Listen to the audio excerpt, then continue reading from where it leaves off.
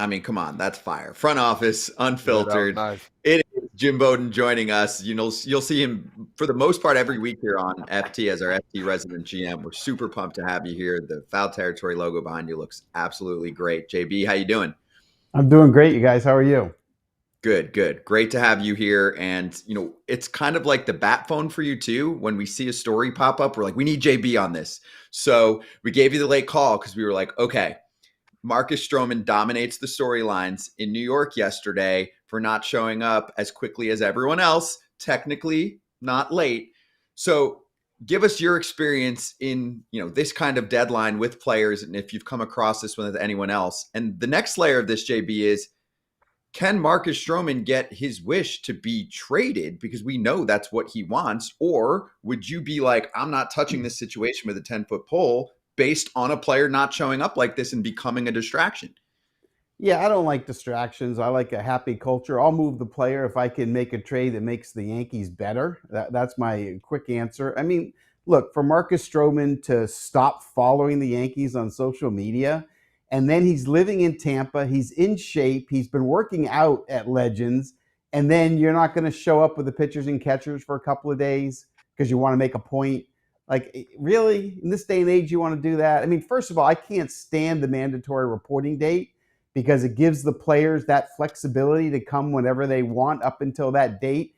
I think the Players Association should come with the clubs and say, look, let's have every pitcher and catcher report when the team wants them to report. Let the position players report when they want to report and make it consistent. Did I like that he did this? No. What did Brian Cashman say today? Oh, that's vintage Stroman, which is what he is, right? Now, look, I like him, right? He's a good guy.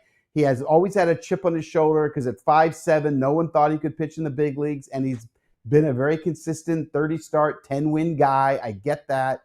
But he wears out his welcome. He did in Toronto, he did in Chicago, and he's going to do the same thing here. As a former GM, I can tell you, I want guys that want to win. I want guys that will accept whatever role the manager or the team thinks you need to be in to win. I mean, the Dodgers have 10 friggin' starters. Not one of them are complaining whether they start or in the bullpen or whether it's a 5-man rotation or a 6-man rotation. So my initial answer to that is it disgusts me. It's terrible. Move the player. That's what I would do if I can. But at the same time, I want to win. And Marcus Stroman is the 6th best starting pitcher the Yankees have. And if they were to have an injury, which you know they will because everybody does, they're going to want to have Stroman. So it makes it a difficult situation. I can understand how it is as a player, seeing another player not showing up and you're like, okay, you have a feeling.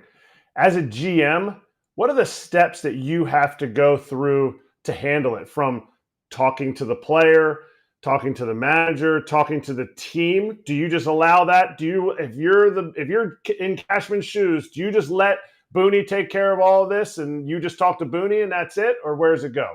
No, I talk to the players directly. I'll give you a story. I signed Kevin Mitchell as a free agent when I was GM of the Cincinnati Reds, and I called Kevin because he had a history of not showing up on time. And so I called him. I said, Kevin, look, I went on a limb. I made a big trade to get you.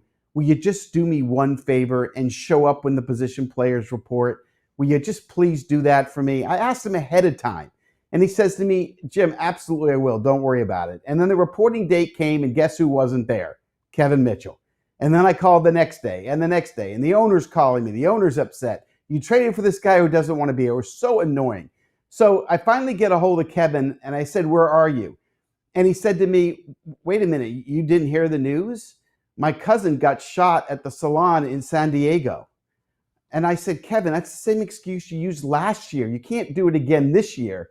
And he just kind of laughed. But yeah, it's annoying. It's just annoying because as a GM, I want all my players there on the first day of pitchers and catchers and the first day of position players, or I want them there early working. You're building a culture. You're building togetherness. You're building a team. And honestly, from a front office perspective, it's an important part of it. I want to talk a little bit about Alex Bregman. You brought up the situation where putting Bregman at third base and moving a couple other pieces around. He got a lot of different offers too. I mean, he turned down one of the biggest offers that he had with the Tigers, and you saw what Scott Harris had to say about the whole situation and everything and that. Talk a little bit about Bregman and, what made him kind of sway his way? What do you think was the possibilities? Because 161 is no slouch of change right there. Yeah, it's not, Todd, but here's the thing. He got 120 over 3 years, and he can opt out after any single year of this contract, whenever it's best to opt out. And so 3 years at 120 is way better than 6 years at 171 that the Tigers offered, or 6 years at 156 that the Astros offered. He's going to absolutely beat that. Let's just say he stays in Boston for the 3 years.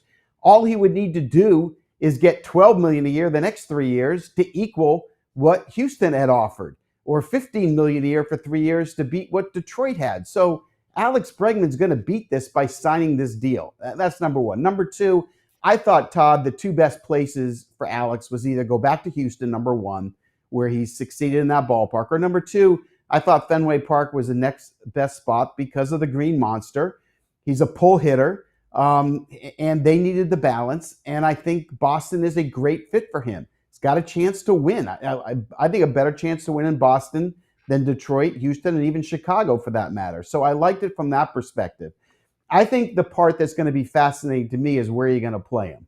Now, I know Alex Cora has come out and said that he thinks he can win a Gold Glove at second base. You know what? Maybe he can. I think he'd be a plus-plus defender. But I can tell you, if I'm looking at the Red Sox, the best alignment is going to be Bregman at third base, move Devers to first base, and open up a pathway for Christian Campbell to play second base and let Tristan Casas DH. That's going to be the best alignment. Not that they can't win with Devers at third and Bregman at second and Casas at first, because they can, but you're going to be watching that team all year, and you're going to say to yourself, you've got two guys that are out of position out of the four. That's what you're going to say. It's going to be the same thing we said about the Padres and Bob Melvin was running them, right? And he had Bogarts at short and Kim at second, and we all kept looking on the field going, no. Kim needs to be at short and Bogarts needs to be at second. Mike Schilt comes in, aligns it that way, and they end up last year, being the second best team in baseball to the Dodgers. So I just think it's important that Alex Cora calls in Rafael Devers and does the best way of convincing him, hey, we need you to go to first base, not just short term, but long term. It's going to be the best position for you. That way we get Bregman, who won the Gold Glove, gets to stay at his position at third base and gives us a better chance to win and helps our pitching staff. You need to listen to JB, because JB was on here. If you haven't seen JB on here as a fan, he said before, Bregman's either going to go for one of three things, and the one thing hit on perfectly. He made the $40 million. I get it. Some of it's deferred, all that stuff. It's a record. And so if you want to listen to who knows what's going to happen, JB's the guy. But I have to ask you a question. Did you ever have a celebration after signing somebody like this type of celebration that John Henry had? And what was that moment? Because John Henry's wife posted a picture of him with his cigar that we talked about yesterday on Instagram. Did you ever have a moment like this?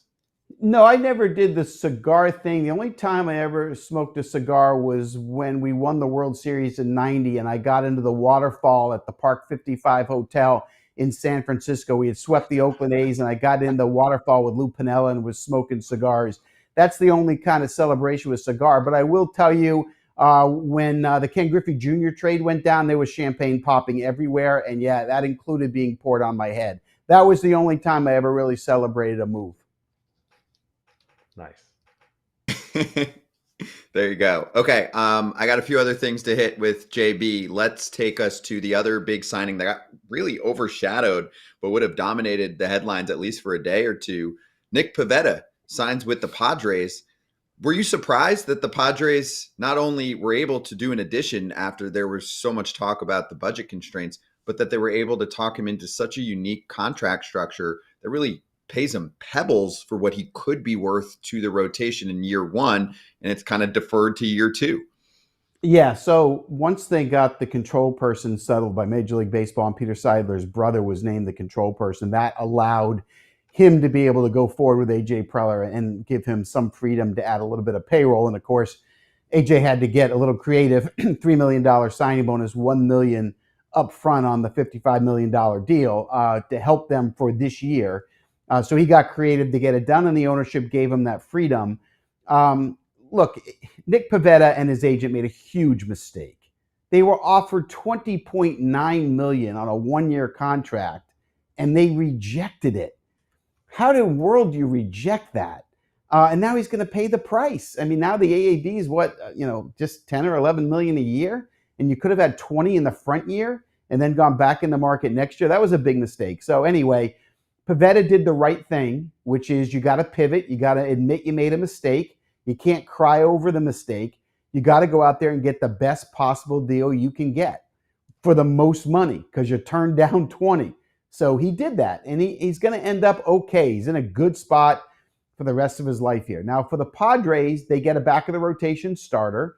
They're not going to have Joe Musgrove all year, so he becomes that fourth guy, right? Dylan Cease 1, Michael King 2, Yu Darvish 3. Now Nick Pivetta becomes the fourth guy, and he's a guy that can win double digits. He can pitch 160 to 180 innings, which is extremely important this day and age, and he's going to do it at a good value. Now, I'm being told that although the Padres listened the entire offseason on offers for Dylan Cease and Michael King, I'm being told they never got an offer they liked. They never got an offer that they were considering, and that now they're ready to go and try to, win the division or win a wild card and try to get back to the playoffs. And look, this is something they can revisit in July if things go south and all of a sudden they're not a playoff team. They can sit there and talk trade at that point. But for now, it looks like that's going to be the rotation to start the year in San Diego. I love everything about that. I'm looking at your newest article. You wrote a list of teams, best trades, best teams, best acquisitions, least improved teams, and you got the Padres on there right now. Does this sway your decision to change it a little bit, or that you're stuck with this, you can't change this anymore? No, I mean, look, I'm kind of disappointed, right? I mean, I thought that Ha-Seong Kim was so important defensively at shortstop. I thought Jurickson Profar had that breakout year, and obviously paid dividends, made his first All-Star game. I would have liked to have seen them bring both of them back. I like the Padres, don't get me wrong, but I think they're now the third best team in the West. I think it's Dodgers, Diamondbacks, and then Padres, because I think the Diamondbacks signing Corbin Burns makes their rotation 7 deep, puts them in a good position. I think we'll see Corbin Carroll have a bounce-back year. I think by June, Jordan Lawler will be at third base and Suarez will be DHing, and Lawler will be an impactful guy down the stretch. So I just like where Arizona is. And I wanted to see San Diego do more. There's still time, right? There's still time for adjustments, but right now I see them as the third place team in the West. What do you know about the Rendon situation? Obviously, we've seen him play, not play, but there's so many things surrounding for me that he's now having hip surgery. He didn't know that this was coming, or did he just get hurt? Does a team have insurance on his contract? Is that a normal, regular thing? Because we hear about the Strasburg contract. They weren't able to get it. They still went through with it.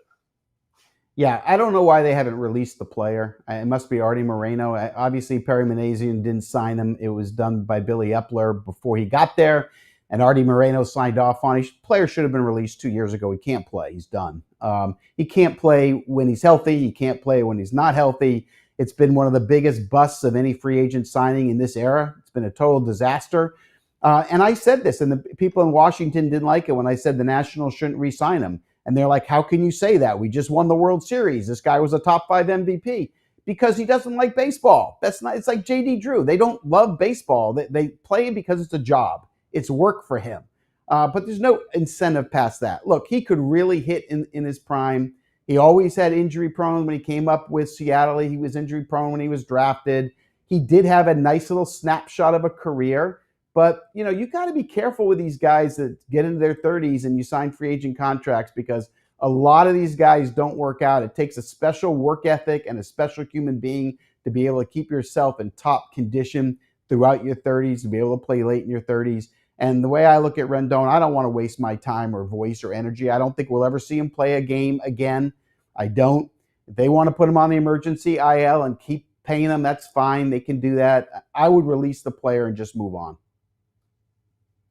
I'm so with you, JB. I've been saying it for a while now, and I'm like, if there's anything to karma, if you just get the name off the roster, I feel like they improve right away. You know what I'm saying? It's always a stain, and it's always something that actually kind of dominates the headlines around a team when you're like, can we talk about Zach Neto? Can we talk about Logan O'Hoppe? Can we talk about Trout coming back? It's just negative. So I'm with you. What I learned? You know what I learned, Scott, as a GM, and I learned it early. When you make a mistake as a GM or an owner or manager, whoever's making the personnel decision, if you make a mistake, the worst thing you can do is to keep looking at the mistake. Just move on. We're all going to make mistakes. Players aren't going to live up to our expectations.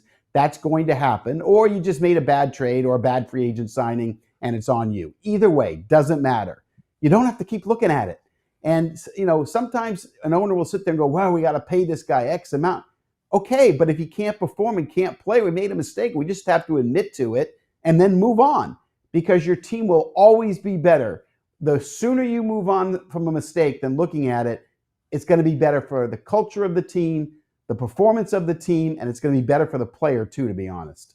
Right. Sometimes I feel like the team, looks at the contract, looks at what the player's done. But in this case, he hasn't done anything for you. So just move on. Nothing. I think the Chris Taylor case is a little more interesting, and they gave him a lot of leeway. And I think it could come to a head in this spring training.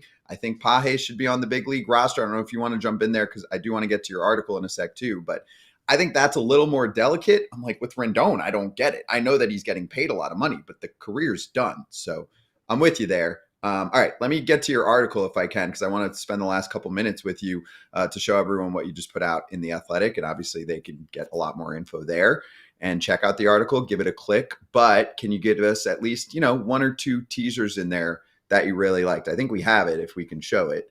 So going over some best case scenarios for teams, best trade for one team, best value signing, best and worst overall. I was looking for the right words. Best and worst of this year's MLB offseason. Yeah, I think what's kind of fun for me to do is just kind of look at, okay, what was the best trade for one team and what was the best trade for both teams, right? For one team, I really like the Kyle Tucker trade for the Cubs. Yeah, you gave up your first round pick for this year and Isaac Paredes, who has some power, but to be able to get Kyle Tucker to be your right fielder when you have a chance to win the division, I thought that was a really great trade for the Chicago Cubs. But trades are also supposed to work for both sides, right? And I think the trade that I thought was the best trade for both sides was the trade the Chicago White Sox and the Boston Red Sox made that sent Garrett Crochet to Boston, giving them a number one type starting pitcher and a pitcher they control for 2 years, and will have an opportunity to sign him long term.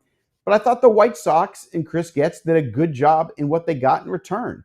They got a long-term solution at catcher, Kyle Teal. I've seen a lot of them. I think he's a 20 home run, 35, 40 double offensive catcher that's going to be very good at calling games for the young pitching staff in Chicago. Braden Montgomery was the Red Sox number one pick this year. He's a right fielder. I got to spend a lot of time with him during the draft last year. Love his makeup, love the character. He's an athlete, and he's got tremendous power and should be a long-term solution in right field for the White Sox when he gets there. And they got a couple of the mid-level prospects too. But yeah, the article just basically looked at the offseason in a way of just kind of breaking down all the different superlatives. I also have another article out today that ranks all 30 teams in baseball as of today, including several surprises like my take that the Texas Rangers are the second best team in the American League right now. Ooh, I like that. What a lead-in. Wow. I love that. My lead-in was going to be about your under-the-radar move. What's the best under-the-radar move that you saw this offseason? What was what? Do you guys have the article there? I forget what. I have it all in front. It was Jake Berger move for a team that couldn't hit a heater. Speaking of the Rangers, yes, I love that deal because they didn't give up any top prospects. So the package was mid-level guys going back. And here's an upgrade at first base with power. I was talking to Chris Young in September, right? And he said to me, one of the things he learned this year, of course, he was brought up with pitching and defense. He said, one thing I learned is you got to have power in 2024, 2025. You're going to win. And he said, I got to go out there and find a way to add even more power to my lineup. So he makes that trade for Jake Berger, didn't give up a lot. And that's a 30 home run bat to sit there and plug in first base to replace Nathaniel Lowe. It was a 15 home run bat. He also went out and got Jock Peterson, who, as we know, against right-handed pitching, he's good for another 25 home runs there. So, I mean, this is a team that just added 50 to 55 homers to the bottom of their lineup and really extended the lineup. And that's with, you're going to have Langford's going to be better his second year. Evan Carter is going to be impactful. They're going to get Josh Young back. I mean, this lineup, and they're only a year removed from the World Championship, as we all remember, but this lineup is going to be tough to navigate. And I thought the Berger pickup was a really good under-the-radar move. Yeah, that's a good one. Berger and Jock, that's a lot of extra thump. I'm a big fan. Yeah. JB, great to have you on. Everyone check out the 2 articles. Our team behind the scenes got real fancy for you on your way out too. So we're excited to have you. Resident GM, Jim Bowden. We can show it on the way out. Thanks, JB. Thanks, guys. Happy Valentine's Day. You too.